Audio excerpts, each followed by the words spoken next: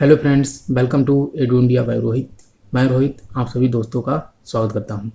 तो आज हम बात करने वाले हैं हिस्ट्री का। ये सेकंड प्रैक्टिस सेशन है हमारा। और मैंने आपको बताया था कि जो हिस्ट्री का ये प्रैक्टिस सेशन है, इसमें सबसे पहले हम प्रागैतिहासिक काल अर्थात इसके अंतर्गत पाषाण काल आता है, तो उससे संबंधित सभी प्रश्नों को पहले हल करेंगे। और इसके बाद हम सिंधु घाटी सभ्यता की तरफ बढ़ेंगे और उसके बाद आगे चैप्टर की तरफ बढ़ेंगे। ठीक है, लेकिन एक क्रम जो है वो इसी तरह से हम जो है आगे के चैप्टर को भी पढ़ने वाले हैं। ठीक है, तो मैंने बताया था कि लगभग 180 प्रश्न इस चैप्टर में हैं और उनको पढ़ने के बाद हम नेक्स्ट चैप्टर की तरफ बढ़ेंगे। ठीक है, तो उससे पहले हम अपने जो पाषाण काल से संबंधित जो भी प्रश्न हैं, जो भी महत्वपूर्ण प्रश्न हैं और किसी ना किसी एग्जाम में आए हुए हैं, पहले उनको पढ़ेंगे और उनको समझेंगे और उनसे अच्छी समझ निकालेंगे। ठीक है, तो इसके बाद जो है हम आगे बढ़ेंगे। तो मैंने आपको जो है एक वीडियो में लगभग 16 प्रश्न करा दिए थे और उनसे संबंधित जो भी समझ विकसित हो सकती थी मैंने आपको बताया था। ठीक है, लेकिन अब जो है आगे के प्रश्नों को हम करने वाले हैं। ठीक है, तो आशा करता हूं कि ये वीडियो आपको पसंद आएगा और यदि पसंद आ रहा है तो इस वीडियो को लाइक करें, शेयर करें और चैनल को सब्सक्राइब भी कर लें। ठीक है, तो हम अपने वीडियो को प्रारंभ करते हैं। यदि बात करें तो हम 16 प्रश्न तो कर चुके थे इस चैप्टर से और आज का जो प्रश्न है हमारा 17वां प्रश्न है। ठीक है, तो सबसे पहले हम प्रश्न को पढ़ेंगे और उसका उत्तर देंगे और उससे संबंधित जो भी ऑब्जेक्टिव है उनके बारे में भी समझेंगे यदि महत्वपूर्ण है तो। जैसे प्रश्न है हमारा कि मध्य प्रदेश में आदमगढ़ और राजस्थान में बागौर से प्राचीन साक्ष्य मिले हैं। मैंने आपको पिछले वीडियोस में बताया था कि जो आदमगढ़ है मध्य प्रदेश का और राजस्थान का ये बागौर है, ये दोनों इतने महत्वपूर्ण हैं कि इन दोनों स्थलों से किसी न किसी प्रकार से प्रश्न पूछ ही लिया जाता है। तो मध्य प्रदेश के आदमगढ़ में देखा जाए तो आदमगढ़ और राजस्थान के बागौर, इन दोनों स्थलों से कृषि के सबसे कृषि नहीं जो पशुपालन है, पशुपालन के सबसे प्राचीनतम साक्ष्य इन्हीं दोनों स्थलों से मिलते हैं। ठीक है, लेकिन इन दोनों में भी अगर देखा जाए तो सबसे जो प्राचीनतम है वो आदमगढ़ है। तो मध्य प्रदेश में आदमगढ़ और राजस्थान में बागौर, इन्हीं दोनों स्थलों से जो है सबसे पहले पशुपालन के साक्ष्य मिलते हैं। तो इन चारों ऑप्शन में देखा जाए तो हमारा उत्तर होगा ऑप्शन सी, पालतू जानवरों के जैसे चमकदार प्रस्तर उपकरण के, अर्थात चमकदार प्रस्तर का अर्थ होता है पत्थर। तो चमकदार जो पत्थर के उपकरण मिलना प्रारंभ होते हैं नव पाषाण काल से। ठीक है, तो नव पाषाण काल से चमकदार प्रस्तर उपकरण मिलना प्रारंभ होते हैं। चाक से बनी पॉटरी, ये देखा जाए तो नव पाषाण काल के आसपास ही जो चाक से बनी पॉटरी होती, इनके बारे में मैं आपको आगे बता दूंगा। ठीक है, तो नेक्स्ट हमारा था कि पालतू जानवरों के, तो मध्य प्रदेश के आदमगढ़ और राजस्थान के बागौर से हमें पालतू जानवरों के या फिर पशु पालन के साक्ष्य मिलते हैं सबसे पहले। और जुते हुए खेत के, तो ऑप्शन डी में क्या है कि जुते हुए खेत है। जो देखा जाए तो आगे हम पढ़ेंगे जब सिंधु घाटी सभ्यता, तो सिंधु घाटी सभ्यता में जुते हुए खेत के प्रमाण मिलते हैं। अर्थात कहा जाए तो जो कालीबंगा है, कालीबंगा से जुते हुए खेत के प्रमाण मिलते हैं। तो हमने चारों ऑप्शनों को पढ़ लिया। अब इससे संबंधित जो भी फैक्ट है उसको भी हम समझेंगे। जैसे यदि बात करें तो जो आदमगढ़ मध्य प्रदेश में आदमगढ़ है और राजस्थान में होगा, ये दोनों के दोनों स्थल मध्य पाषाण काल के हैं। ठीक है, मध्य पाषाण काल जिसको हम अंग्रेजी में मेजोलिथिक भी कहते हैं। और मध्य पाषाण काल जो है उसको उच्च पुरापाषाण काल एवं नव पाषाण काल के बीच का जो है काल कहा जाता है। मैं रिपीट कर देता हूँ, उच्च पुरापाषाण काल एवं नव पाषाण काल के बीच के जो काल है उसको हम मध्य पाषाण काल के रूप में जानते हैं। ठीक है, और इसका जो कालक्रम है लगभग देखा जाए तो इसका कालक्रम जो है वो लगभग 10,000 ईसा पूर्व से लेकर लगभग 4,000 ईसा पूर्व के बीच रखा जाता है। ठीक है, तो ये है हमारा मध्य पाषाण काल का जो कार्यक्रम है। अब हम आगे प्रश्न को देख लेते हैं। यदि मैं आपको बताऊं तो ये आरपीएससी 2018 में पूछा गया प्रश्न है और बहुत ही महत्वपूर्ण है। और मैं एक बार और बता देता हूँ, जैसे ये बागौर जो है, क्योंकि ये प्रश्न आगे पूछा भी जाएगा जिससे आपको रिवाइज भी हो जाएगा, तो मैं पहले ही बता देता हूँ। जो बागौर है ये मध्य पाषाण काल का सबसे बड़ा स्थल के रूप में जाना जाता है। मैं रिपीट कर देता हूँ, जो राजस्थान का बागौर है ये राजस्थान के भीलवाड़ा में स्थित है और बागौर ये मध्य पाषाण काल का सबसे बड़ा स्थल के रूप में जाना जाता है। और मैं एक बात और बता दूं, क्योंकि जो भी इससे संबंधित प्रश्न होंगे मैं सभी प्रश्नों को बताता जाऊंगा। आदमगढ़ जो कि मध्य प्रदेश में, राजस्थान में है बागौर, और एक स्थल और है गुजरात में जिसका नाम है लोटेश्वर, वहां से भी पशुपालन के साक्ष्य मिलते हैं। ठीक है, अब हम आगे बढ़ लेते हैं। तो जो नेक्स्ट प्रश्न है उसका यदि हम बात करें तो 18वां हमारा प्रश्न है, भारत में प्राचीनतम ऐतिहासिक खगोलविद कौन है? जो भारत के सबसे प्राचीनतम ऐतिहासिक खगोलविद हैं उनका नाम है आर्यभट्ट। आर्यभट्ट की यदि हम बात करें तो आर्यभट्ट जो हैं इनको भारत का सबसे प्राचीनतम ऐतिहासिक खगोलविद कहा जाता है। क्यों, ऐसा क्यों है, मैं आपको दिखाई देता हूँ कि इसमें इनकी क्या खास बात है। जैसे लिखा हुआ है, तो इसमें लिखा हुआ कि 5वीं शताब्दी में सर्वप्रथम इन्होंने ही बताया था कि पृथ्वी गोल है और वह अपनी धुरी पर चक्कर लगाती है। तो इसके कारण जो है जो आर्यभट्ट हैं इनको भारत का प्राचीनतम ऐतिहासिक खगोलविद के रूप में जाना जाता है। और आगे अब हम समझ लेते हैं। नेक्स्ट प्रश्न है हमारा 19वें प्रश्न, अलेक्जेंडर कनिंघम के विषय में कौन सा कथन सही नहीं है?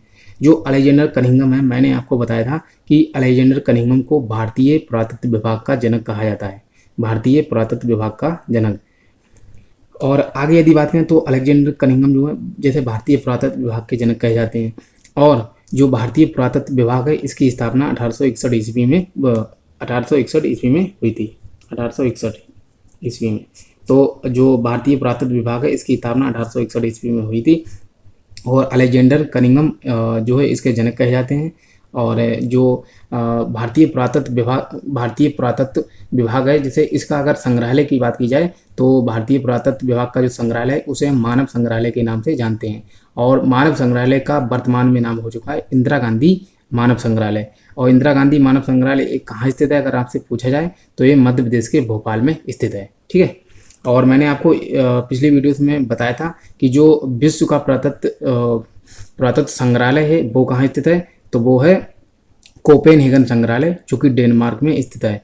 और जो विश्व पुरातत्व विभाग के जनक कहे जाते हैं उनकी यदि बात करें तो उनका नाम है रॉबर्ट ब्रसफोर्ड। ठीक है, तो उनका नाम भी आप याद कर सकते हैं।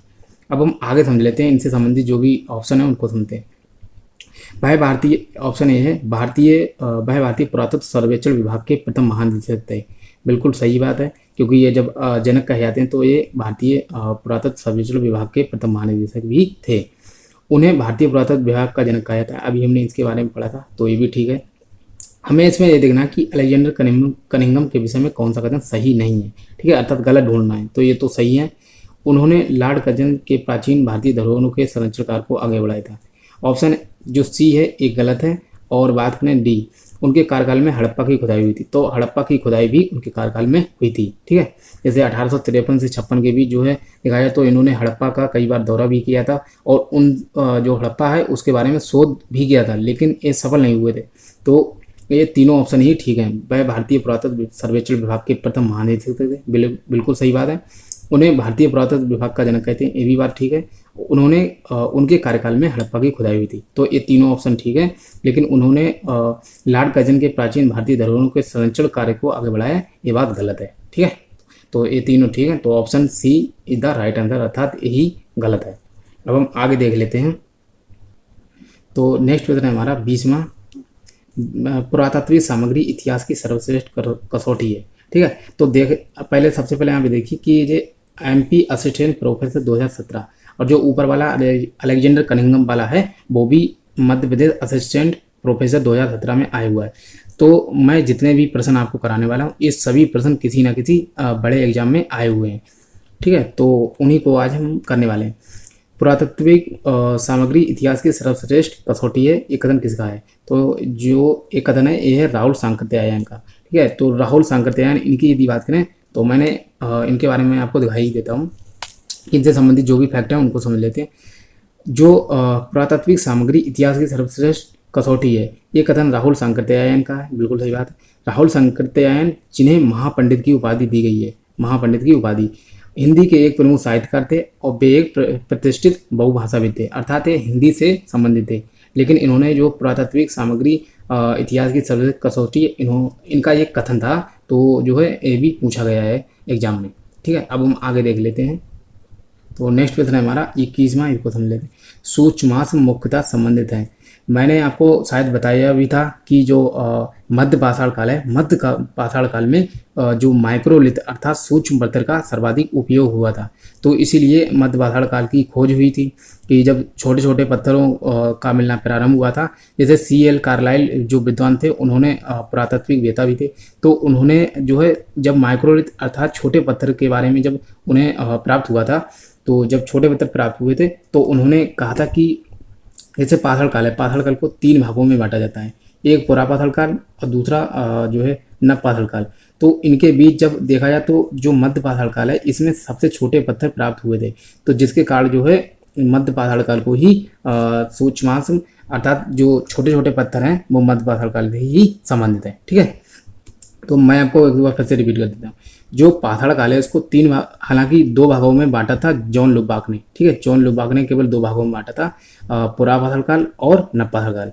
लेकिन जब सीएल कार्लाइल इनकी बात करें तो उन्होंने जब उन्हें छोटे आकार के पत्थर मिलना प्रारंभ हुए तो उन्होंने कहा कि जैसे जो पुरापाथल काल है इसमें तो सबसे बड़े बड़े पत्थरों से बनाए हुए औजारों का प्रयोग किया जाता था, और नवपाथल काल इसमें पॉलिश अर्थात चिकने सपाट प्रकार के जो है पत्थरों का प्रयोग होता था। लेकिन जब जो मध्य पाथल काल है इसमें देखा जाए तो इसमें छोटे आकार के पत्थर उन्हें मिले थे, तो उन्होंने बताया कि जो पुरापाथल काल एवं नवपाथल काल इसके बीच भी एक कार्यकाल था जिसको उन्होंने मध्य पाथल काल कहा, और इससे जो प्रयोग पत्थर थे उसको माइक्रोलिथ के नाम से जाना जाता है। तो सूक्ष्माश्म अर्थात जहाँ भी छोटे पत्थरों के बारे में जानकारी मिले तो आपका उत्तर मध्य पाथल काल ही होगा। और मध्य पाथल काल का सबसे बड़ा स्थल अगर आपसे पूछा जाए तो वो है भागौर, जो कि राजस्थान में स्थित है। अब हम आगे देख लेते हैं। तो मैं आपको दिखा भी देता हूँ जो सीएल कार्लाइल थे, जैसे सूक्ष्माश्म मुख्यतः मध्य पाथल युग से संबंधित है, मैंने आपको बताया भी था। भारत में मध्य पाथल काल के विषय में जानकारी सर्वप्रथम 1867 ईस्वी में सीएल कार्लाइल ने बिंद क्षेत्र, जो कि मध्य प्रदेश के आसपास पड़ता है, तो बिंद क्षेत्र के लघु पाषाण उपकरण खोजे थे। इसी के कारण जो पुरापाथल काल एवं नवपाथल काल के बीच का जो कार्यकाल था इन्होंने बताया कि इसे मध्य पाथल काल के रूप में जाना जाता है, और इसमें सबसे छोटे पत्थरों का प्रयोग हुआ था। इसमें कौन कौन से पत्थर थे, जैसे ब्लेड है, ब्यूरिन है, स्क्रैपर है एवं बेदक है। ठीक है, इस प्रकार के पत्थरों का प्रयोग हुआ था। अब हम आगे देख लेते हैं अपने प्रश्न को। तो नेक्स्ट क्वेश्चन है हमारा 22वां, निम्नलिखित में से कौन सा युग्म सही ढंग से मेल में नहीं है, अर्थात सुमेलित नहीं है। ठीक है, तो इसमें एक गलत है, उसको देखना है हमें पहले। ये TSSSB PGT 2016 में पूछा गया प्रश्न है। ठीक है, तो यदि बात करें तो इनमें से कौन सा गलत है।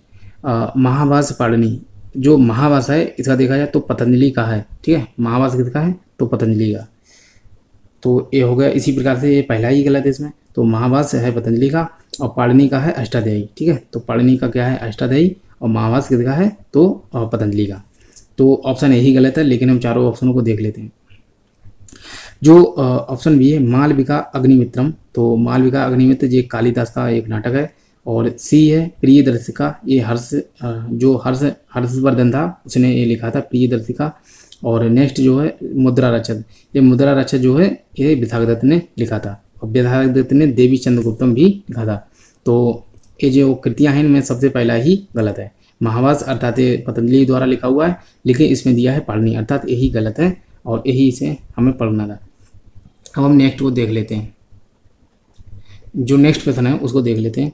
इसे देखा जाए 23वां प्रश्न, निम्नलिखित में किस स्थान पर वर्तमान काल से 80,000 से 1,00,000 वर्ष पुराने आधुनिक मनुष्य के अवशेष मिले हैं। तो इसमें हमें ऑप्शन देखना है कि कहाँ से मिले हैं। हालांकि मतलब कुछ प्रश्न तो ऐसे एग्जाम में पूछ लिए जाते हैं जिसका जो है कुछ अनुमान भी नहीं लगा सकते कि कहाँ से ये प्रश्न पूछा गया है। ठीक है, लेकिन इसको हम समझते हैं। तो इसमें लिखा है कि निम्नलिखित में किस स्थान पर वर्तमान काल से लगभग 80,000 से लेकर 1,00,000 वर्ष पुराने आधुनिक मनुष्य के अवशेष मिले हैं। तो इसका उत्तर है बोर्नियो गुफा से, बोर्नियो की नियाहा गुफा से।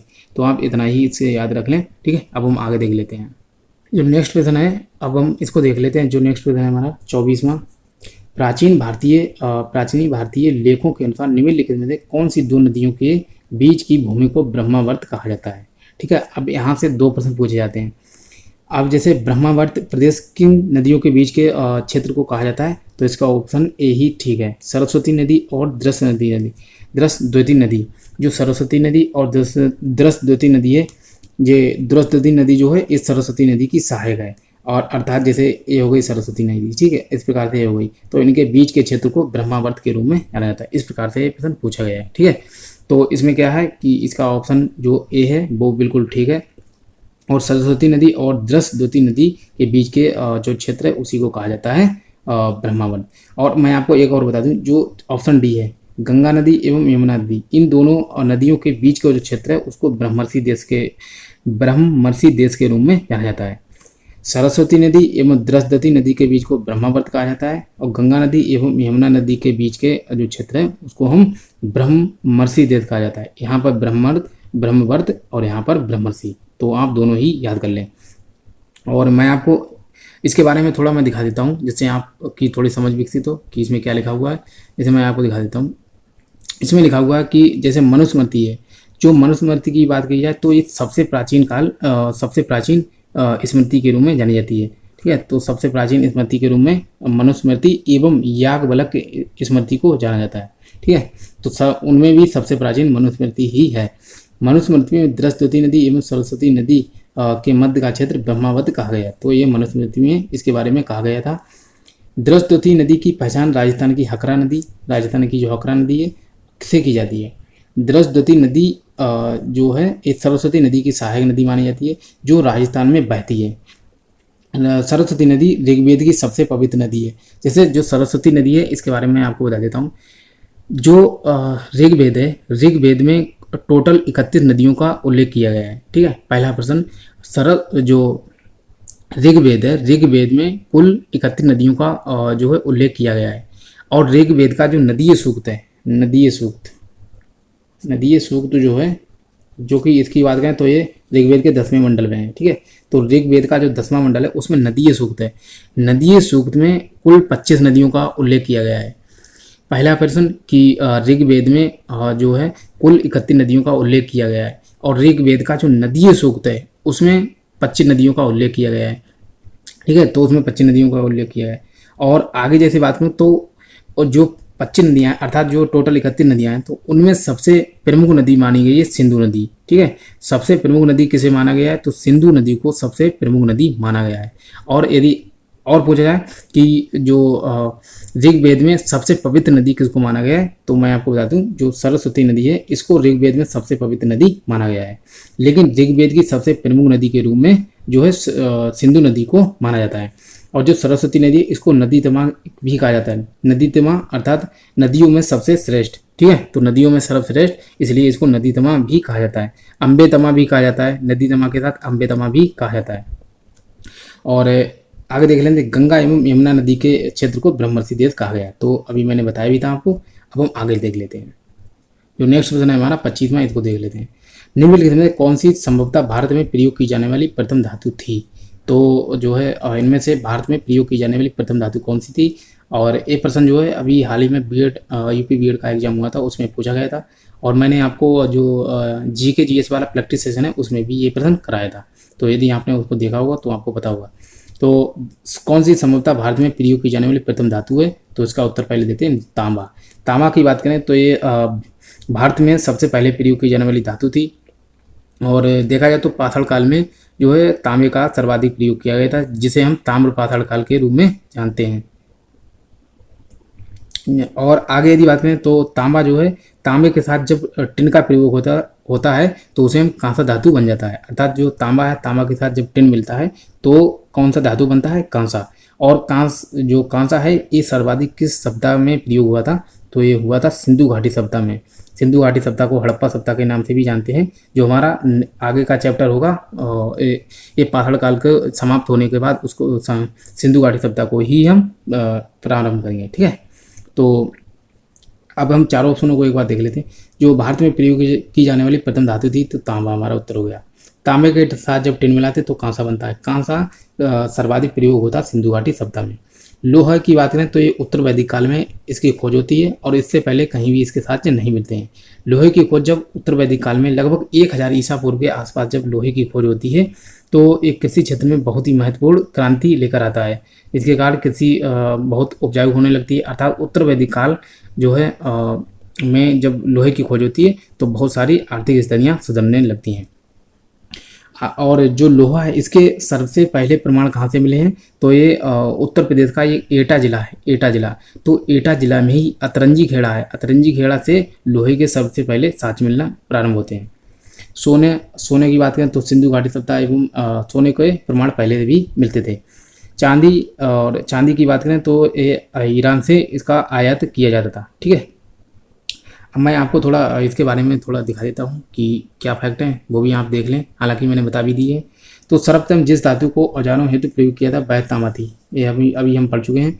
तांबे का सर्वप्रथम प्रयोग लगभग 5000 ईसा पूर्व में किया गया था। तांबा जो है राजस्थान की खेतड़ी स्थान है, ठीक है, तो राजस्थान के खेतड़ी से ये प्राप्त किया जाता था।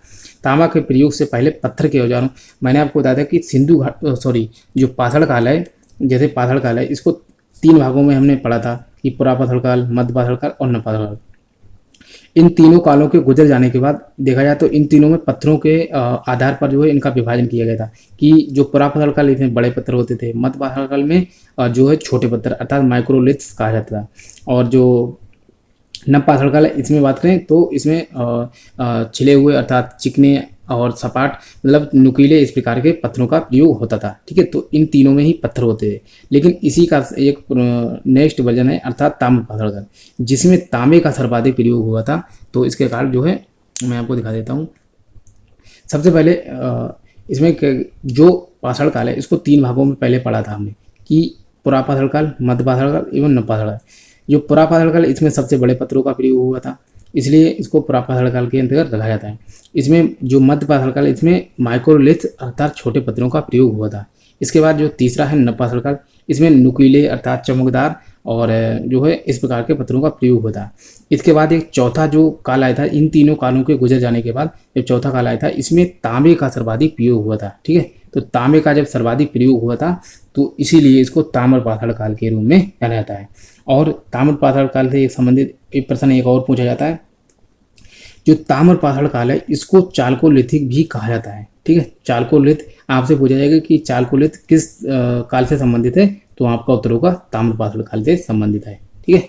तो तांबा की खोज को हो जाने से इस काल को ताम्रपाषाण काल कहा गया। अब हम आगे देख लेते हैं, जो नेक्स्ट प्रश्न है हमारा उसको देख लेते हैं। 26वां प्रश्न, भारतीय स्थल पर गड्ढे खोदने के साक्ष्य निम्नलिखित में से किस प्राचीन स्थल से पाए गए हैं। जो गड्ढे के प्रमाण हैं अर्थात कर्तावास के जो प्रमाण हैं ये हमें मिलते हैं गुफा कराल से मिलते हैं, जो कि जम्मू कश्मीर में स्थित है, और बुर्जहोम, गुफा कराल एवं बुर्जहोम इन दोनों स्थानों से जो है गड्ढे में रहने के आवास मिलते हैं। अर्थात जो देखा जाए तो जो गुफा कराल एवं बुर्जहोम है ये दोनों नवपाषाण काल के स्थल हैं, और इन्हीं दोनों स्थलों से जो है गड्ढे में रहने के अर्थात गड्ढे खोदने के साक्ष्य मिलते हैं। तो बुर्जहोम, यहाँ पर बुर्जहोम हमें दिया गया, गुफा कराल नहीं। और रंगपुर है, रंगपुर से देखा जाए तो रंगपुर से जो है धान की भूसी के साथ मिलते हैं रंगपुर से, लेकिन ये ऑप्शन में देखा जाए तो ये पूर्ण रूप से ऑप्शन ठीक नहीं है, लेकिन इसमें 2 दिए हैं तो आप इनको समझ सकते हैं, क्योंकि बुर्जहोम के अलावा इनमें गुफा कराल है ही नहीं। तो ऑप्शन बी जो है बिल्कुल सही है। और मैं आपको इनसे संबंधित भी बता देता हूँ। ये लोथल जो है एक खम्बात की खाड़ी में पड़ता है, और लोथल जो है इस लोथल है कालीबंगा और रंगपुर, रोपड़ एवं रंगपुर दिया है। और आगे बात करें तो कालीबंगा, सुरकोतल ये सभी सिंधु घाटी सभ्यता के स्थल हैं, ठीक है। तो सिंधु घाटी सभ्यता के स्थल हैं। लोथल ये गुजरात के अहमदाबाद में मिलता है, ये भोगवा नदी के किनारे मिलता है, और इसकी खोज एस.आर. राव अर्थात शिकारीपुरा रंगनाथ राव ने इसकी खोज की थी। और लोथल, और इसके बाद में क्या करें तो जो जो बंदरगाह अर्थात जो पत्तन या गोदीवाड़ा मिलता है ये लोथल से ही प्राप्त होता है, ठीक है। तो लोथल बंदरगाह के रूप में भी बहुत ही प्रसिद्ध है। कालीबंगा की बात करें तो यहाँ से जुते हुए खेत के साक्ष्य मिलते हैं, और 2 फसलों को एक साथ बोए जाने के भी साक्ष्य मिलते हैं। कालीबंगा एक घग्गर नदी के किनारे स्थित है, जो कि राजस्थान के हनुमानगढ़ जिला, जो राजस्थान का हनुमानगढ़ जिला है वही मिलता है। अर्थात जो हनुमानगढ़ जिला है राजस्थान का, उसको हम गंगानगर जिला के नाम से भी जानते हैं, ठीक है। तो जब सिंधु घाटी सभ्यता हम पढ़ेंगे तो आपको ये रिवाइज हो जाएगा, क्योंकि उसमें सभी प्रश्न पूछे भी गए हैं, ठीक है। तो कालीबंगा जो कि राजस्थान के हनुमानगढ़ जिले में स्थित है, और हनुमानगढ़ जिला उसको हम गंगानगर जिला के नाम से भी जाना करते थे पहले, लेकिन अब हनुमानगढ़ जिला के रूप में जाना जाता है, ठीक है।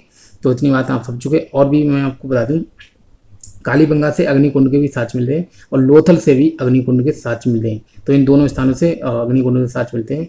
और मैं आपको और भी बता दूं, जो कालीबंगा है यहाँ से जो है युगल समाधान मिलते हैं, ठीक है। लोथल से मिलते हैं, कालीबंगा से। लोथल से 3 युगल समाधान मिलते हैं और कालीबंगा से 2 युगल समाधान मिलते हैं। जब पूछा जाता है कि युगल समाधान कहाँ से मिलते हैं, तो लोथल और कालीबंगा जब दोनों ऑप्शन होंगे तो आपको दोनों ही उत्तर लगाना होगा। अगर वो विशेषकर पूछे कि 3 युगल समाधान कहाँ से मिले, तब आप देंगे लोथल। अदरवाइज जो है, अगर केवल पूछा उसने कि युगल समाधान कहाँ से मिलते हैं, तो दोनों जगह से ही मिलते हैं। बोरजोम से हम पढ़ चुके हैं कि जो गड्ढे खोदने के साथ मिलते हैं बोरजोम से, और बोरजोम से और भी चीज़ें मिलती हैं। मानव के साथ कुत्ते दफनाए जाने की भी साज मिलते हैं। और यहाँ से हड्डियों के बने हुए औजार भी बोरजोम, गुप्पाकराल एवं चिरांद 3 स्थलों से जो है हड्डी के बने हुए औजार मिलते हैं। बोरजोम, गुप्पाकराल एवं चिरांद। बोरजोम एवं गुप्पाकराल जो है जम्मू कश्मीर में स्थित है। चिरांद जिसमें यहाँ पर दिया नहीं हुआ है, लेकिन चिरांद जो कि बिहार के सारण जिला है बिहार का, उसी में चिरांद स्थित है, जो कि नवपाषाण काल का ही स्थल है, ठीक है। बोरजोम, गुप्पाकराल एवं चिरांद ये तीनों ही स्थल नवपाषाण काल के स्थल हैं। और मैं आपको बता दूं, रोपड़ इसकी बात करें तो रोपड़ ये पंजाब में पड़ता है। और मैं आपके रंगपुर मैंने बताया था कि रंगपुर से धान की भूसी के साथ मिलते हैं।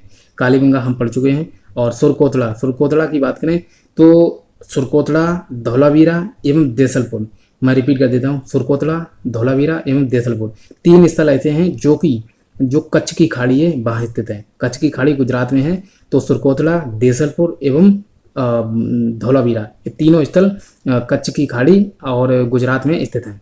जो धौलावीरा है वो तो बहुत ही महत्वपूर्ण है।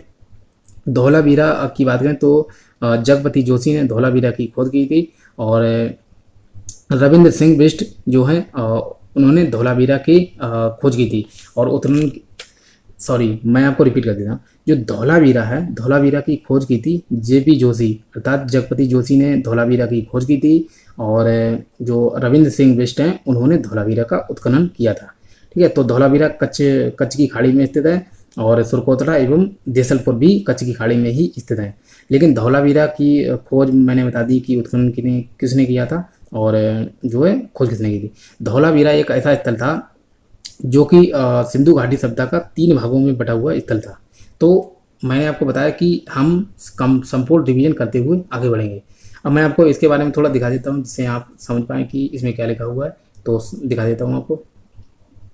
तो मैं आपको दिखा दें, नवपाषाण कालीन युग के प्रथम प्रसार उत्तर प्रदेश के टोंस नदी घाटी में सर्वप्रथम 1860 ईस्वी में लेमेंसे नुअर, अर्थात जो लेमेंसे नुअर जिनको हमने पढ़ा था, जैसे इनको सही बताएं तो इनको ला मसूरिये के नाम से भी जानते हैं। किताबों में कुछ लिखा हुआ होता है और मतलब रियल में नाम उनका कुछ होता है, तो उनका नाम ला मसूरिये के नाम से भी जाना जाता है। इन्होंने सबसे पहले 1860 ईस्वी में जो है नवपाषाण काल के बारे में जानकारी दी थी, क्योंकि टोंस नदी घाटी में देखा जाए तो इसके साक्ष्य मिलते हैं। और नवपाषाण कालीन स्थल बुरजोम, गुप्पाकराल जो कि जम्मू कश्मीर में स्थित है, मैंने आपको बताया था। और यहाँ से देखा जाए तो अनेक गड्ढाघर मैंने आपको बताया था। मृदभांड अर्थात जो मिट्टी के बने हुए बर्तन भी मिलते हैं, और हड्डी के बने हुए औजार भी मिलते हैं। बुरजोम से प्राप्त जो कब्रें हैं में पालतू कुत्तों को मालिक के साथ दफनाया जाता था। मैंने आपको ये सारी बातें बताई थी। और अब हम देख लेते हैं जो नेक्स्ट प्रश्न है हमारा, उसको भी देख लेते हैं। जो नेक्स्ट प्रश्न है हमारा 27वां, निम्नलिखित में कौन सा ईसा पूर्व युग में प्राचीन भारतीय इतिहास की एक घटना नहीं है। मैंने यहाँ पर हालांकि लिख दिया है जिससे आपको कन्फ्यूजन ना हो। जो इंडो ग्रीक साम्राज्य की स्थापना हुई थी, इसमें ये पूछा गया, आप अगर गौर से देखेंगे तो समझ पाएंगे। निम्नलिखित में से कौन सा ईसा पूर्व युग में प्राचीन भारतीय इतिहास की एक घटना नहीं है, अर्थात वह घटना जो है वो ईसा पूर्व में नहीं होगी, वो होगी ईसवी में अर्थात एडी में होगी। तो इनमें चारों में यही देखना है, ठीक है। तो इसमें यही लिखा हुआ है कि कौन सा ईसा पूर्व युग में प्राचीन भारतीय इतिहास की ये घटना नहीं है। अब हम देखते हैं जो इंडो ग्रीक साम्राज्य की स्थापना है, अर्थात देखा जाए तो इंडो ग्रीक जो बैक्टीरियन जिनको कहा जाता है या फिर हिंदी यूनानी भी कहा जाता है, तो इनकी स्थापना जो है 183 BC में इनकी स्थापना हुई थी, अर्थात 183 ईस्वी में ये आए थे भारत में। और सबसे पहले देखा जाए तो जो डिमेट्रियस है, यही सबसे पहले हमारे भारत में इसने एंट्री मारी थी इंडो ग्रीक साम्राज्य की स्थापना के लिए। और आगे बढ़ते हैं तो विक्रम संवत का जो प्रारंभ है ये हुआ था 57 BC में, ठीक है। 57 BC में जो चंद्रगुप्त द्वितीय विक्रमादित्य है, उसने जो है जब शकों को पराजित किया था, तो उसके बाद जो है विक्रम संवत का आरंभ हुआ था, अर्थात 57 BC में इसने विक्रम संवत प्रारंभ किया था। और अर्थात AB BC में तो AB नहीं होगा। इंडो ग्रीक साम्राज्य की स्थापना 183 BC में हुई थी, तो ये भी नहीं होगा। अब देखा जाए तो जो है दो ऑप्शन बचे हैं। एक है चतुर्थ बौद्ध संगीति। आपको पता होगा कि मैंने हालांकि बौद्ध धर्मवाला मैंने वीडियो डाला था, तो मैंने आपको उसमें बताया भी था कि जो चौथी बौद्ध संगीति है ये हुई थी लगभग 100 प्रथम शताब्दी ईस्वी के आसपास, अर्थात जो 102 AD के आसपास ये हुई थी। जो कि इसका इस समय शासक कौन था, तो कनिष्क था। और ये हुई कहाँ थी, तो कुंडलवन कश्मीर में ये चौथी बौद्ध संगीति हुई थी, ठीक है। और इस समय अध्यक्ष कौन था, तो वसुमित्र अध्यक्ष थे। और उपाध्यक्ष कौन था, तो जो अश्वघोष हैं वो उपाध्यक्ष थे। मैं एक बार रिपीट कर देता हूँ क्योंकि बहुत ही महत्वपूर्ण है। ये चौथी बौद्ध संगीति प्रथम शताब्दी ईस्वी अर्थात 102 ईस्वी के आसपास हुई थी। कुंडलवन कश्मीर में ये हुई थी। और इसमें शासक कौन था, तो कनिष्क था। और कनिष्क जो कि कुषाण वंश से संबंधित है। और जो है इसमें अध्यक्ष कौन थे, तो वसुमित्र अध्यक्ष थे। और जो है अश्वघोष उपाध्यक्ष थे, ठीक है। और ये TGT 2016 में पूछा गया है। अभी हमने जो ऊपर पढ़ा था वो भी TGT 2016 में पूछा गया था। तो ये सभी बड़े बड़े एग्जाम्स में पूछे गए, बहुत ही महत्वपूर्ण प्रश्न है, ठीक है। अब हम आगे देख लेते हैं। तो नेक्स्ट है हमारा मैं आपको बता देता हूँ। जैसे बात करें तो 28वां प्रश्न है, निम्नलिखित में से कौन सा प्राचीन भारत के एक उपकर परंपरा से संबंधित नहीं है, ठीक है। तो इसमें पूछा गया है। जो इनमें से देखा जाए तो मोस्टेरियन, अचुलियन, ग्रोसियन, ओल्डवान, ये ऐसे प्रश्न हैं कि मतलब बहुत ही अधिक डीपली प्रश्न पूछे हैं। तो इसका उत्तर जो है ग्रोसियन है। ग्रोसियन की बात करें तो इन तीनों में देखा जाए तो प्राचीन भारत के एक उपग्रह परंपरा से नहीं जुड़ा है, बाकी ये तीनों जुड़े हुए हैं, ठीक है। तो ये तीनों जुड़े हुए हैं अर्थात ग्रोसियन इसका उत्तर है। तो हम इससे केवल इतना ही समझेंगे, ठीक है। तो नेक्स्ट प्रश्न है हमारा, जो देखा जाए तो 29वां प्रश्न है, किस क्षेत्र को भारतीय प्रागैतिहास का टेक्स्ट बुक कहा जाता है। अब ये इतना BBI प्रश्न है, ये बहुत ही महत्वपूर्ण है, ठीक है। तो आप इसको बिल्कुल याद कर लें। किस क्षेत्र को भारतीय प्रागैतिहास का टेक्स्ट बुक कहा जाता है, तो इसकी बात करें तो बेलन घाटी। जो बेलन घाटी है इसकी यदि बात करें तो ये उत्तर प्रदेश में पड़ती है और टोंस नदी की सहायक है, ठीक है। टोंस नदी की सहायक है और उत्तर प्रदेश में पड़ती है। तो भारतीय प्रागैतिहास का टेक्स्ट बुक इसको कहा जाता है और बहुत BBI है। ये Uttar Pradesh higher education exam ancient history अर्थात 2018 में ये पूछा गया था। तो ये बहुत ही BBI प्रश्न है और आप इसको केवल इतना याद रखें, भारतीय प्रागैतिहास का टेक्स्ट बुक किसे कहा जाता है, तो बेलन घाटी को कहा जाता है, ठीक है। और बेलन घाटी जो कि उत्तर प्रदेश में स्थित है। और मैं आपको एक ट्रिक बता दूंगा कि कौन कौन से ऐसे स्थल हैं जो तीनों काल से संबंधित हैं, पुरापाषाण काल, मध्यपाषाण काल और नवपाषाण काल, ठीक है। तीनों से संबंधित है। जैसे हालांकि मैं आपको लिखा देता हूँ, जैसे भीम का बेलन मैं लिखा देता हूँ, लेकिन आप समझ जाइए। बेलन सोने का है, सोने का है, ठीक है। सोने का बना है, तो मैं बना इधर लेता हूँ। आपको एक ट्रिक याद रखें, भीम का बेलन सोने का बना है, भीम का बेलन सोने का बना है, ठीक है। हालांकि ये दिख नहीं रहा होगा, लेकिन मैं आपको बोल रहा हूँ तो वो आपको सुनाई तो दे रहा है। भीम का बेलन अर्थात भीम जो है भीम से बना भीमबेटका, ठीक है। भीमबेटका तीनों काल से संबंधित है, पुरापाषाण काल, मध्यपाषाण काल, नवपाषाण काल, ठीक है। अब आगे बढ़ते हैं। भीम का बेलन सोने का है, तो बेलन से बना बेलन घाटी, ये भी तीनों काल से संबंधित है। सोने से बना सोन घाटी, ठीक है। तो सोने से बना सोन घाटी अर्थात सोन घाटी भी देखा जाए तो तीनों काल से संबंधित है। बना है अर्थात देखा जाए तो डींडवाना जो कि राजस्थान में है। भीम से बना भीमबेटका जो कि मध्य प्रदेश के नर्मदा घाटी में पड़ता है। बेलन घाटी अर्थात उत्तर प्रदेश में पड़ता है। सोने से बना सोन घाटी। और आगे बात करें तो बना से बना डींडवाना जो कि राजस्थान में स्थित है। तो भीम का बेलन सोने का बना है। ये चार जो स्थल हैं ये तीनों पुरापाषाण काल, मध्यपाषाण काल एवं नवपाषाण काल तीनों से ही संबंधित है, ठीक है। और भारतीय प्रागैतिहास का टेक्स्ट बुक कहा जाता है बेलन घाटी को। और जो प्रागैतिहास है यदि बात करें तो प्रागैतिहास के जनक कौन कहे जाते हैं, तो रॉबर्ट ब्रिसवुड। ये प्रश्न भी पूछा गया है, मैं आपको आगे दिखाऊंगा अभी कि ये प्रश्न पूछा गया था। तो जो प्रागैतिहास के पिता कौन कहे जाते हैं अर्थात जनक कहे जाते हैं, रॉबर्ट ब्रिसवुड। मैं आपको इस प्रश्न को भी आगे कराऊंगा। तो अब हम आगे देख लेते हैं। नेक्स्ट प्रश्न है हमारा 30वां, निम्नलिखित में से कौन सा उपकरण पर हस्त वस्तु का प्रकार नहीं है। जैसे यदि बात करें तो पेबल, एक पेबल जो होता है ये गोल आकार का होता है, ठीक है, गोल आकार का होता है। तो एक गोल पत्थर होता है, इसी को हम पेबल कहा जाता है।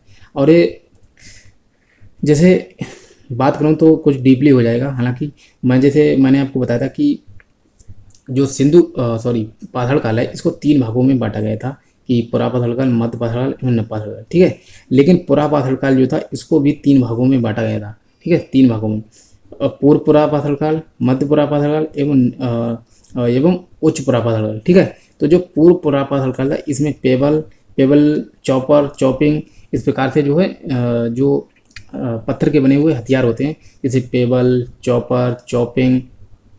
इसकी एक ट्रिक है, मैं आपको लिखा देता हूँ कि ट्रिपल सी पास हैं। ठीक है, मैं आपको रिपीट कर दूंगा तो आप समझाएंगे। जो निम्न पुरापाषाण काल के भी अंतर्गत 3 भागों में इसको बांटा गया था, पूर्व पुरापाषाण काल, मध्य पुरापाषाण काल एवं उच्च पुरापाषाण काल। ठीक है, तो इसकी एक ट्रिक है कि जो पूर्व पुरापाषाण काल, जिसको हम निम्न पुरापाषाण काल के नाम से भी जानते हैं, इसकी एक ट्रिक है कि इसमें कौन कौन से पत्थर उपयोग हुए थे। ट्रिपल सी पास है, ट्रिपल सी पास है, आपको इतना लिखना है, PH। सी से बना क्लीवर, सी से बना चॉपर, सी से बना chopping, chopper, chopping, cleaver, P से पेबल और H से हैंडल। ये 5 जो औजार हैं ये निम्न पुरापाषाण काल में पाए गए थे। ठीक है, तो आप इतना याद रखें। और जो इनमें है बोरर और फ्लैग, ये बोरर और फ्लैग जो हैं ये दोनों के दोनों निम्न जो मध्य पुरापाषाण काल है उसमें पूछे गए थे। हालांकि डीपली हो जाएगा, आपको कंफ्यूजन होने लगेगा, तो मैं नहीं बताऊंगा आगे।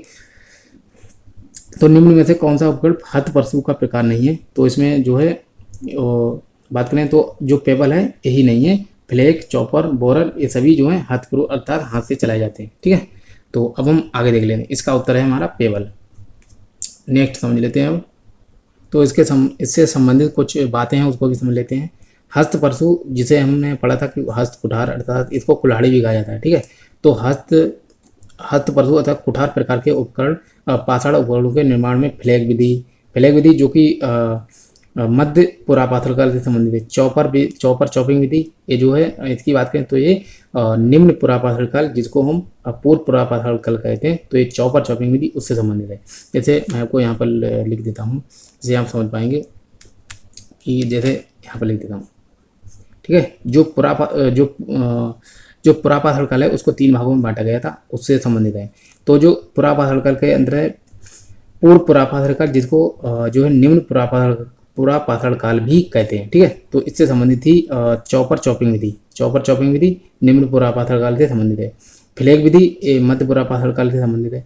और जो बात करें एक है ब्लेड अर्थात जो ब्लेड विधि अर्थात ये बोरर विधि भी इसी से संबंधित है। ठीक है, तो यहाँ पर इस प्रकार से तीनों ही बटे हुए हैं। यहाँ पर ब्लेड अर्थात देखा जाए तो ब्लेड से बनी हुई संस्कृतियाँ यहाँ पर मिलती हैं।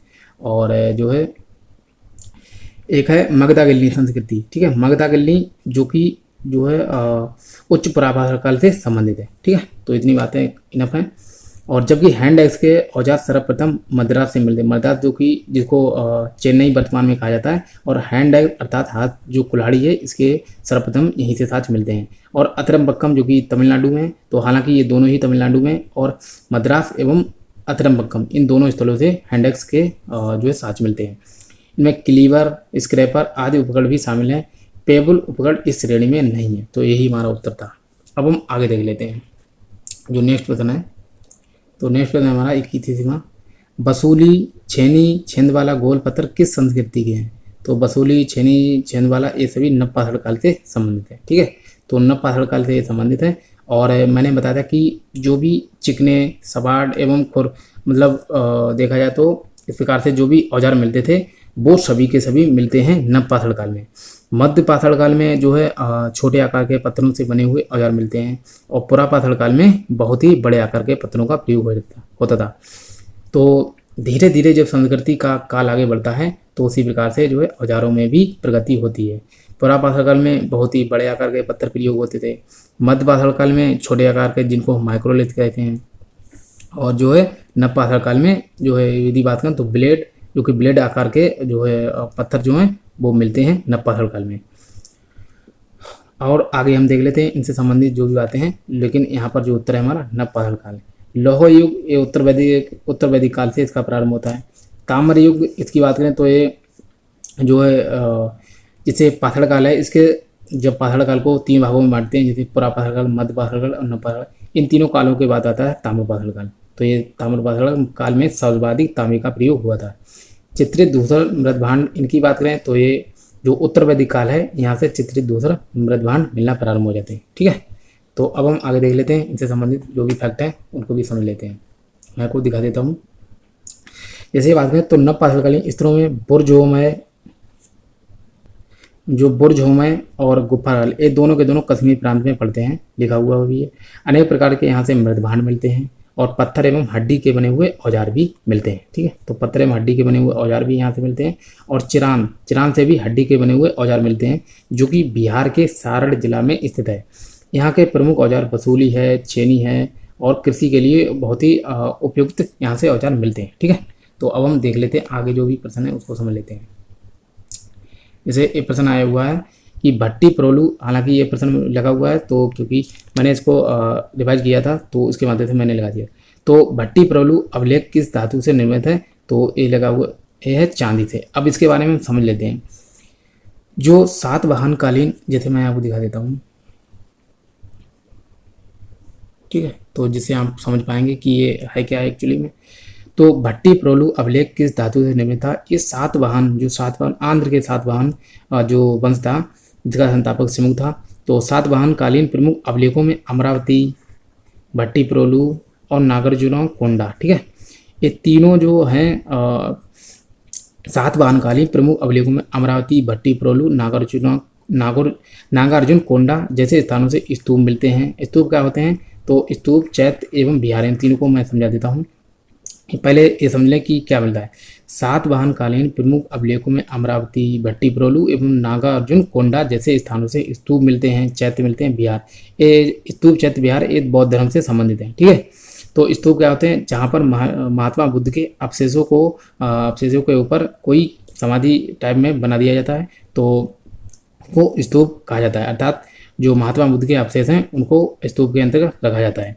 चैत्य क्या होते हैं, तो जो बौद्ध धर्म से संबंधित लोग होते हैं उनके पूजा गृह को पूजा घर जो होता है उनका, उसको हम चैत्य कहते हैं। विहार क्या होता है, अर्थात ये उनका आराम करने का स्थान, अर्थात उनका निवास स्थान होता है जहाँ वो लोग रहते हैं। ठीक है, तो स्तूप जहाँ उनके अवशेष रखे जाते हैं, चैत्य अर्थात ये उनका पूजा गृह होता है, विहार अर्थात ये उनका घर होता है जो जहाँ पर वो निवास करते हैं। अब आगे देख लें। भट्टी प्रोलू अपनी बुद्ध स्तूप के लिए भी जाना जाता है। ये आंध्र प्रदेश के गुंटूर जिला, जो आंध्र प्रदेश का गुंटूर जिला है, ये वहीं स्थित है, में एक छोटा सा गांव है। जो भट्टी प्रोलू है एक छोटा सा गांव है। ठीक है, गांव है। और भट्टी प्रोलू अभिलेख चांदी से निर्मित है। तो मैं आपको ये दिखाना चाहता था कि आपको ये मिले जिससे कि आप समझ पाएँ कि एक कहानी क्या है। तो जब आप इसको समझेंगे तो आप समझ पाएंगे कि मतलब रियल में बात क्या है। तो भट्टी प्रोलू एक गांव है और जहाँ से इस चांदी से निर्मित एक अभिलेख भी बना हुआ है। ठीक है, अब हम आगे देख लेते हैं जो भी प्रश्न है। नेक्स्ट प्रश्न जो है हमारा ये है कि बुर्ज-होम किस प्रागैतिहासिक संस्कृति का केंद्र है। बुर्ज-होम की बात करें तो मैंने आपको कई बार बता चुका हूँ, जिससे कि आप अब इस प्रश्न को आप उत्तर स्वयं ही कर सकते हैं। ये नवपाषाण काल से संबंधित है। मैंने आपको कई बार बताया था कि जो बुर्ज-होम है और गुप्पा और चिरान तीनों के तीनों नवपाषाण काल से संबंधित है। मैंने आपको कई बार बताया था, तो आप इसको आसानी से कर सकते हैं। और ये Uttar Pradesh higher education exam ancient history 2018 में पूछा गया था। ठीक है, तो इतने मतलब पूछा गया था। अब हम आगे देख लेते हैं। तो आप फिर से देख सकते हैं, बुर्ज-होम जम्मू कश्मीर के नवपाषाण युग का प्रमुख केंद्र माना जाता है। यहाँ से कृषि के साक्ष्य मिलते हैं, क्योंकि कृषि जो है देखा जाए तो नवपाषाण काल से ही प्रारंभ होती है। पशुपालन की जो व्यावहारिक शुरुआत है ये तो होती है मध्यपाषाण काल से, लेकिन जो पशुपालन का व्यापक तौर पर जो पशुपालन प्रारंभ होता है, एक प्रश्न पूछा गया था कि व्यापक पशुपालन की शुरुआत कहाँ से होती है, तो नवपाषाण काल से व्यापक पशुपालन की शुरुआत होती है। गर्तावास के साक्ष्य कहाँ से मिलते हैं, तो गर्तावास के साक्ष्य गुप्पा कराल एवं जो है बुर्ज-होम से दोनों स्थानों से गुप्पा कराल के साक्ष्य मिलते हैं। और जो बुर्ज-होम है यहाँ से मानव के साथ कुत्ते के दफनाए जाने के भी साक्ष्य मिलते हैं। ठीक है, और यहाँ से हड्डी के बने हुए औजार भी मिलते हैं। अब हम आगे देख लेते हैं। नेक्स्ट प्रश्न है, जो नेक्स्ट प्रश्न है हमारा 34वां। इसकी यदि बात करें तो प्रथम धातु में प्रथमतः टिन का मिश्रण किया गया था। अब मैंने आपको शायद पीछे बताया भी था कि जो तांबा है इसके साथ क्या मिलाते हैं, तो बनता है कांसा। तो आप समझ चुके होंगे कि जब तांबा मिलता है टिन के साथ, तांबा जब टिन के साथ मिश्रण होता है तब बनता है कांसा। और जो तांबा है इसके साथ सबसे पहले क्या मिलाया गया था, तो टिन ही मिलाया गया था, जिसके बाद बना था कांसा। और 21 काल में प्रयोग हुआ था, तो आप इसका उत्तर स्वयं ही दे सकते हैं। अर्थात कांस्ययुगीन सभ्यता किसको कहा जाता है, तो सिंधु घाटी सभ्यता अर्थात हड़प्पा सभ्यता को कांस्ययुगीन सभ्यता कहा जाता है। अब हम आगे देख लेते हैं, इससे संबंधित जो भी फैक्ट हैं उसको भी समझ लेते हैं। जैसे यहाँ पर लिखा हुआ है कि मानव सभ्यता के इतिहास में तांबे का एक प्रमुख स्थान था। बिल्कुल है, क्योंकि देखा जाए तो पाषाण काल में भी तांबे का प्रयोग हुआ था, इसके बाद सिंधु घाटी सभ्यता में भी हुआ था और आज तक भी हो रहा है। क्योंकि प्राचीन काल में मानव द्वारा सबसे पहले प्रयुक्त धातुओं एवं मिश्र धातुओं में देखा जाए तो तांबे व कांसे, तांबा व कांसा, तांबा का प्रयोग होता है और कांसा जो कि तांबा एवं टिन से बनता है। तो सर्वाधिक प्रयोग देखा जाए तो तांबा का बहुत ही प्रयोग होता है, इसके कारण तांबा बहुत ही महत्वपूर्ण था। और मानव द्वारा प्रयोग प्रथम जो धातु थी उसको भी तांबा के नाम से ही जाना जाता है, तो इसलिए भी ये महत्वपूर्ण हो जाता है। अब हम आगे देख लेते हैं। ये पूछा गया था जीडीसी असिस्टेंट प्रोफेसर 2017, किस धातु को बी गार्डन चाइल्ड ने जनतांत्रिक धातु कहा है।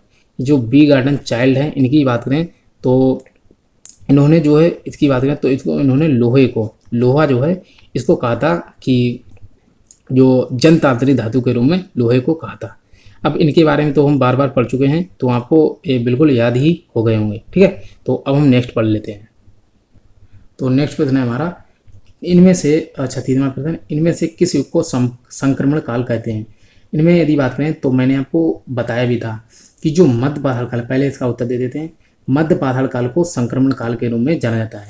जैसे मैं आपको एक बार फिर से डायग्राम से समझा देता हूँ, जब आप डायग्राम देखेंगे तो समझ पाएंगे। जैसे जो पाषाण काल है इसको 3 भागों में बांटा गया था, पुरा पाषाण काल, मध्य पाषाण काल एवं नव पाषाण काल। ठीक है, इसको 3 भागों में बांटा गया था। अब जो पुरा पाषाण काल है इसको भी 3 भागों में बांटा गया था, 1, 2, 3। इसमें था पूर्व पुरा पाषाण, मध्य पुरा पाषाण काल और उच्च पुरा पाषाण। उच्च मैं यहाँ पर लिख देता हूँ कि इससे समझते हैं। जो उच्च पुरा पाषाण काल है ये पुरा पाषाण काल का सबसे लास्ट का पीरियड है। ठीक है, तो उच्च पुरा पाषाण काल एवं नव पाषाण काल के बीच का जो कालक्रम था इसको हम मध्य पाषाण काल के रूप में जानते हैं और यह एक संक्रमण काल था। ठीक है, तो उच्च पुरा पाषाण काल एवं नव पाषाण काल के बीच के काल को जो है कहा जाता है मध्य पाषाण काल। ठीक है, तो इसमें यही पूछा गया है। अब आप ये समझिए कि इस प्रकार से भी प्रश्न पूछ लिए जाते हैं और जीडीसी असिस्टेंट प्रोफेसर 2017 में एक प्रश्न पूछा गया था, तो इसका उत्तर होगा मध्य पाषाण काल। और मैं आपको इसके बारे में दिखा भी देता हूँ कि इससे क्या प्रश्न पूछे जाते हैं, तो आप देख भी सकते हैं। जैसे यदि बात करें तो मैं दिखा देता हूँ, इसमें लिखा हुआ है कि मध्य पाषाण काल को संक्रमण काल कहा जाता है। इस युग तक हेमयुग पूरी तरह से समाप्त हो चुका था। मैं आपको इसे महत्वपूर्ण है उसी को बताऊं। इसमें मध्य पाषाण काल की सर्वाधिक महत्वपूर्ण उपलब्धि थी मनुष्य को पशुपालक बनाना। अर्थात जो पशुपालन है इसकी शुरुआत, अब ये प्रश्न ये दर्शा रहा है कि जो मनुष्य को पशुपालक बना, मतलब मध्य पाषाण काल में मनुष्य जो था पशुपालक बन गया था। अर्थात पशुपालन की शुरुआत जो है वो मध्य पाषाण काल में ही हो गई थी, ये प्रश्न ये बता रहा है। साथ ही इस काल में तीक्ष्ण एवं परिष्कृत औजारों का प्रयोग होने लगा था। जैसे माइक्रोलिथ जो पत्थर है इसका प्रयोग सर्वाधिक इसमें हुआ था, इसीलिए इस काल को मध्य पाषाण काल के रूप में जाना जाता है। मध्य पाषाण काल में ही मानव जो है अस्थिपंजर वृक्षारोपण के प्राचीन साथ मिलने प्रारंभ होता है। और जो मध्य पाषाण काल है इसका सबसे बड़ा स्थल जो है वो बागौर है, जो कि राजस्थान में स्थित है। ठीक है, जो कि मध्य पाषाण काल का स्थल है, आप इतना समझिए। और बागौर एवं आदमगढ़ ये दोनों यहाँ से सबसे पहले जो है पशुपालन के साथ मिलते हैं। बागौर जो कि राजस्थान में है और आदमगढ़ जो कि मध्य प्रदेश में है, और एक है लोटेश्वर जो कि गुजरात में स्थित है, वहाँ से भी पशुपालन के साथ मिलते हैं। तो आपको जो भी जानकारियाँ होंगी मैं बताता जाऊँगा। ठीक है, अब हम आगे देख लेते हैं। जो नेक्स्ट क्वेश्चन है हमारा कि बसाड़ की पहचान, जो 37वां प्रश्न है, बसाड़ की पहचान निम्नलिखित में से किसके साथ की जा सकती है। तो जो प्राचीन वैशाली थी, अर्थात वैशाली जो कि बिहार में स्थित है वर्तमान में, तो बसाड़ की पहचान एक प्राचीन वैशाली से की जाती है। अब इसके बारे में हम थोड़ा देख लेते हैं, तब समझ पाएंगे कि क्या कहानी है इसकी। और दिखा देता हूँ मैं आपको, जैसे देख सकते हैं आप, बसाड़ की पहचान प्राचीन वैशाली से की जाती है। ठीक है, वैशाली जो कि बज्जी संघ जो बज्जी था, जैसे बज्जी महाजनपद था, उसकी राजधानी है वैशाली। ठीक है, तो और आगे देख लें, वैशाली गंगा घाटी का नगर है। गंगा के किनारे स्थित जो वैशाली है एक गंगा घाटी के किनारे स्थित है। ये बिहार राज्य में स्थित है, मैंने आपको बताया भी था। इस नगर का दूसरा नाम विशाला है। दूसरा नगर विशाला है। हालांकि ये आप एक मतलब एक केवल इस पर आप एक नज़र डाल लीजिए और उतना ही काफ़ी है। माना जाता है कि इसकी स्थापना इक्ष्वाकु वंश, जो इक्ष्वाकु वंश के शासक थे विशाल विशाल नाम के राजा ने जो वैशाली इसकी स्थापना की थी। ठीक है, तो इक्ष्वाकु वंश के शासक विशाल ने वैशाली की स्थापना की थी। ये बिहार के मुख्य पर्यटन स्थलों में शामिल है। क्या शामिल है? तो वैशाली वैशाली बिहार के मुख्य पर्यटन स्थलों में शामिल है। और वैशाली के ही निकट कुंडग्राम की बात करें तो महावीर स्वामी का जन्म कहाँ हुआ था? तो कुंडग्राम में हुआ था। और 540 BC में महावीर स्वामी का जन्म हुआ था कुंडग्राम में। इनके पिताजी थे सिद्धार्थ, जो कि ज्ञात्रक कुल के मुखिया थे। तो ये भी ज्ञात्रक कुल से संबंधित थे। महावीर स्वामी का जन्म हुआ था। तो और महावीर स्वामी जो है उनका जन्म हुआ था 540 BC में, मृत्यु हुई थी 468 BC में। ठीक है, और जो है उनकी माता थी त्रिशला और पिता थे सिद्धार्थ। तो उनसे इतना आप समझ सकते हैं, और मैं आपको प्रश्न के माध्यम से आगे भी समझाता रहूँगा। ठीक है, अब आपको ये भी दिखा देता हूँ। नव पाषाण की मुख्य विशेषता हैं। हालांकि मैं आपको बता देता हूँ पहले, जो पशुपालन है इसका उत्तर तो सी ही है। समझा देता हूँ आपको। मैंने आपको पिछली अभी बताया भी था कि जो व्यापक पशुपालन है, ठीक है, हालांकि यहाँ पर लिखा है केवल पशुपालन, तो थोड़ा गलत है लेकिन फिर भी उचित है। आधा सही है आधा गलत है। इसमें लिखा है नव पाषाण काल की मुख्य विशेषता है। जो पशुपालन है इसकी शुरुआत तो व्यावहारिक हुई थी मध्य पाषाण काल में, लेकिन व्यापक पशुपालन जो है ये नव पाषाण काल में ही मतलब इसका प्रारंभ हुआ था। तो ऑप्शन ए भी ठीक है। और कृषि की तो खोज ही हुई थी नव पाषाण काल में, तो ऑप्शन ए और बी दोनों ही हो जाते हैं। इसलिए option C is the right answer. ठीक है, तो आप इतना समझ पाए होंगे। और GTC असिस्टेंट प्रोपर 2017 में ये भी पूछा गया है। अब मैं आपको इससे संबंधित जो भी फैक्ट हैं बहुत ही महत्वपूर्ण है इसमें, तो उनको मैं डिफाइन करता जाऊँगा। पहले आपको दिखा दूँ। नव पाषाण काल की मुख्य विशेषताओं में दो तत्व शामिल किए जाते हैं, पहला पशुपालन और दूसरा कृषि। अब इनसे संबंधित जो भी फैक्ट हैं सभी को हम पढ़ने वाले हैं। पशुपालन के प्रारंभिक साक्ष्य मध्य पाषाण काल के अंतिम चरण में मिलने प्रारंभ होते हैं। मैंने आपको बताया था कि मध्य पाषाण काल में ही पशुपालन के साक्ष्य मिलते हैं। ठीक है, और आदमगढ़, जिसमें आदमगढ़ जो कि होशंगाबाद ये मध्य प्रदेश में पड़ता है। होशंगाबाद, तो मध्य प्रदेश के होशंगाबाद में पड़ता है आदमगढ़। ठीक है, तो मध्य प्रदेश के होशंगाबाद में आदमगढ़ पड़ता है। और बागौर जो कि राजस्थान के भीलवाड़ा में पड़ता है। राजस्थान के भीलवाड़ा में आदमगढ़ जो कि मध्य प्रदेश राज्य में पड़ता है, और बागौर जो कि राजस्थान राज्य में पड़ता है। लेकिन स्थान कौन सा है? तो होशंगाबाद में पड़ता है आदमगढ़, और भीलवाड़ा में पड़ता है राजस्थान। इन दोनों स्थलों से सबसे प्राचीनतम साक्ष्य मिलते हैं पशुपालन के। ठीक है, किसके साक्ष्य मिलते हैं? पशुपालन के साक्ष्य मिलते हैं। और आगे मैं बता देता हूँ। और नव पाषाण काल में अब जो कृषि है, एक कृषि भी बहुत ही महत्वपूर्ण है। जब आप रिवाइज करते जाएंगे तो आपको बहुत ही अच्छे से याद हो जाएंगे। जब मैं इस प्रश्न में बताऊंगा, फिर अगले प्रश्न में भी बताऊंगा, जब उससे भी अगले में बताऊँ तो आपको क्यों याद नहीं होगा, 100% याद हो जाएगा। इसके बाद जो है नव पाषाण काल में कृषि और पशुपालन की बात करें तो परंपरागत जो पशुपालन है ये व्यापक तौर पे प्रारंभ हो गया। अर्थात इसमें कुछ अच्छे मतलब चेंज हुए थे, तो उसके कारण इसे जो व्यावहारिक शुरुआत है, केवल शुरुआत हुई थी मध्य पाषाण काल में पशुपालन की, लेकिन जो एक अच्छे तौर पर, एक व्यापक तौर पर जो शुरुआत हुई थी वो पशुपालन की, वो नव पाषाण काल में ही हुई थी। तो समझते हैं नव पाषाण काल में कृषि एवं पशुपालन परंपरागत रूप से प्रारंभ हुआ था। इस काल में पालिशदार पाषाण, मैंने आपको बताया था कि नव पाषाण काल है, यहाँ पर जो औजार होते थे वो पालिशदार, चिकने, नुकीले, इस प्रकार के पाषाणों का उपकरण बने हुए होते थे। खाद्यान्नों का उत्पादन, ये प्रश्न पूछा गया है कि जो खाद्यान्न उत्पादन है ये किस काल की विशेषता है? तो नव पाषाण काल की विशेषता है। ठीक है, तो सर्वप्रथम नव पाषाण काल में ही हुआ था। इसी काल में जौ एवं गेहूँ, अब मैं आपको इससे संबंधित बता देना, जौ एवं गेहूँ इनके सबसे प्राचीनतम साक्ष्य। अब आपसे ये प्रश्न पूछा है कि कृषि के सबसे प्राचीनतम साक्ष्य कहाँ से मिलते हैं? तो हालांकि जो छोटे एग्जाम्स होते हैं उनमें तो आपको उत्तर मिलेगा मेहरगढ़, लेकिन जो UPSC, PCS या फिर BPSC इस प्रकार से जो हाई लेवल के एग्जाम होते हैं वहाँ पर आपको वो नहीं मिलेगा जो मेहरगढ़ आप सोच रहे हैं, आपको मिलेगा लहुरा देव। मैं आपको दिखा भी देता हूँ, देखो लिखा हुआ है, ये है लहुरा देव। ठीक है, जो नवीनतम खोज के अनुसार पूछा है कि देखो यहाँ पर लिखा हुआ है, नवीनतम खोज के अनुसार धान अर्थात चावल के सबसे प्राचीनतम साक्ष्य कहाँ से मिले हैं? तो लहुरा देव से मिले हैं, जो कि संत कबीर नगर उत्तर प्रदेश में स्थित है।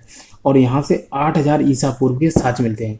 ठीक है। तो सबसे प्राचीनतम साक्ष्य आज तक देखा जाए तो अभी तक जो सबसे प्राचीनतम साक्ष्य चावल के मिले हैं ये लहुरा देव से मिले हैं, और जो कि संत कबीरनगर उत्तर प्रदेश में स्थित है, ठीक है। लेकिन आपने अधिकतर पढ़ा होगा कि जो मेहरगढ़ है, मेहरगढ़ से हालांकि जब तक इसकी खोज नहीं हुई थी तब तक मेहरगढ़ ही सबसे प्राचीन था।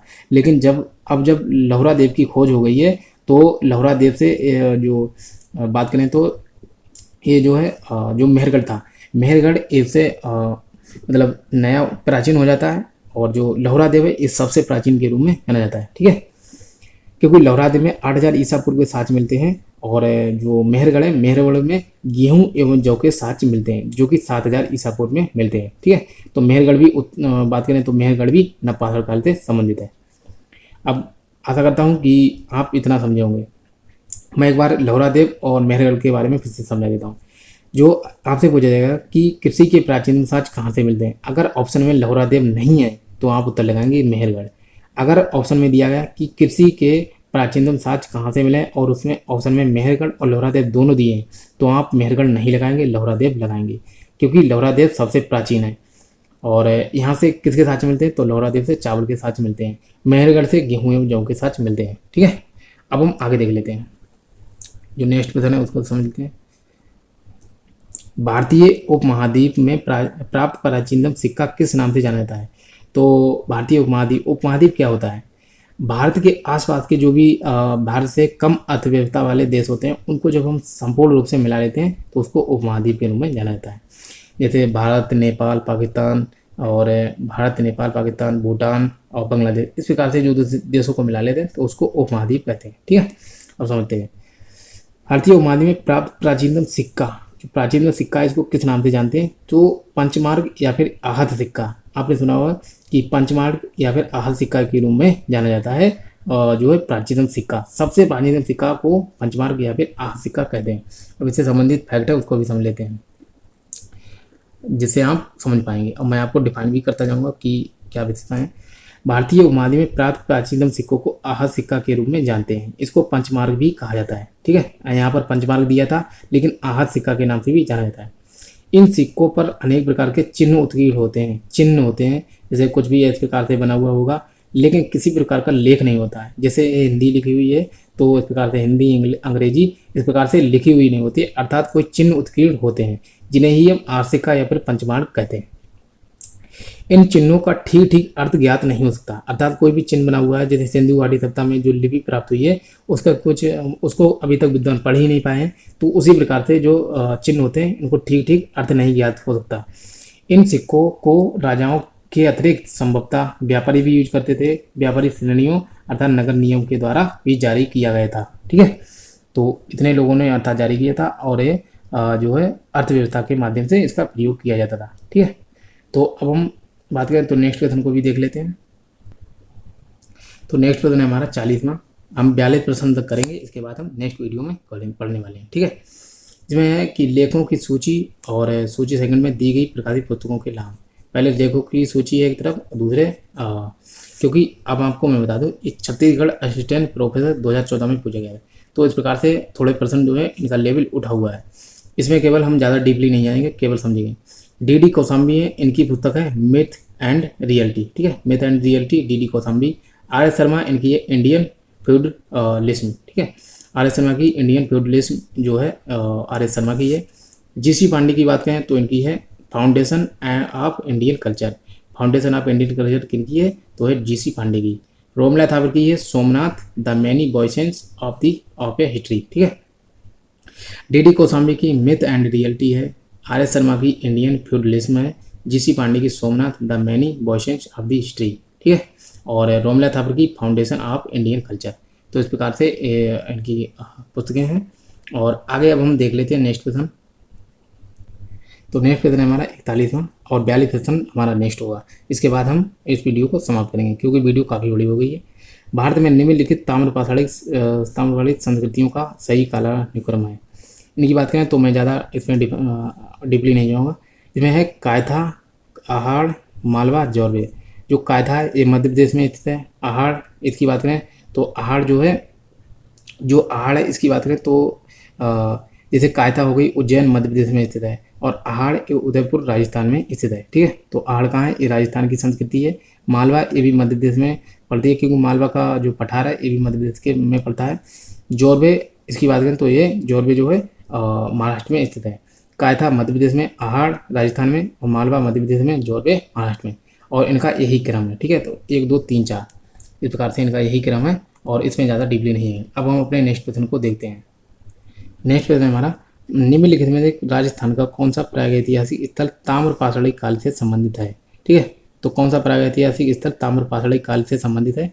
इसका नाम है, देखा जाए तो बालाथल। जो बालाथल है ये ताम्रपाषाण काल से भी संबंधित है। और जो बालाथल है ये बात करें तो कहाँ पड़ता है? ये बालाथल पड़ता है राजस्थान में। ठीक है, राजस्थान में ये पड़ता है। और मैं आपको इनके बारे में दिखाई देता हूँ। ये RPSC लेक्चरर 2016 में पूछा गया था। नेक्स्ट दिखा देता हूँ मैं आपको, अहाड़ इससे संबंधित अब समझ लेते हैं। जो अहाड़ है, गिलोंद, मनमी, बालाथल। अहाड़, गिलोंद, मनमी, बाला। अभी बालाथल पूछा गया, हो सकता है अहाड़ पूछ लिया जाए, हो सकता है गिलोंद पूछ लिया जाए, मनमी पूछ लिया जाए।